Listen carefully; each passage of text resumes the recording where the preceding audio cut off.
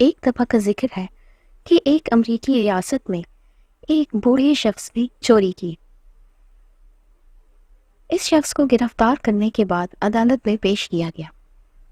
جج نے جب اس شخص سے دریافت کیا تو اس شخص نے کہا کہ جی ہاں، میں چور ہوں اور میں نے چوری کی ہے۔ جج نے کہا کہ کیا تم اپنے جرم کا اعتراف کرتے ہو؟ وہ کہنے لگا جی ہاں۔ وہ کہنے لگا کہ میں کئی دن سے بھوکا تھا اور قریب تھا کہ یہ بھوک میری جان لے لیتی۔ میرے پاس اس کے سوا اور کوئی چارہ نہیں تھا کہ میں چوری کر کے اپنا شکم سیر کرتا۔ جج کہنے لگا لہٰذا تم اعتراف کر رہے ہو کہ تم چور ہو؟ اس نے کہا جی ہاں۔ جج کہنے لگا کہ میں تمہیں اس کے لیے جرمانے کی سزا سنا سکتا ہوں۔ وہ کہنے لگا جج صاحب، جب آپ یہ جانتے ہیں کہ میرے پاس اپنا پیٹ بھرنے کے لیے بھی پیسہ نہیں ہے، میں جرمانے کی رقم کہاں سے ادا کروں گا؟ اس پر جج کہنے لگا کہ اس صورتحال کی سزا یہی ہے کہ تمہیں $10 جرمانے کی سزا سنائی جائے، اور میں جانتا ہوں کہ یہ روپے تمہارے پاس نہیں ہیں، اسی لیے تو تم نے اپنے خوراک کی خاطر چوری کی، لہٰذا میں تمہاری طرف سے یہ جرمانہ اپنی جیب سے ادا کرتا ہوں۔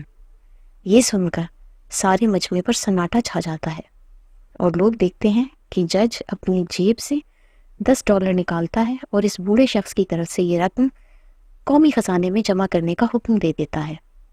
اس کے بعد جج اپنی کرسی سے کھڑا ہوتا ہے اور حاضرین کو مخاطب کر کے کہتا ہے کہ یہاں موجود تمام حاضرین کو میں $10 جرمانے کی سزا سناتا ہوں، اس لیے کہ تم ایسے ملک میں رہتے ہو جہاں ایک غریب کو پیٹ بھرنے کے لیے خوراک چوری کرنا پڑتی ہے۔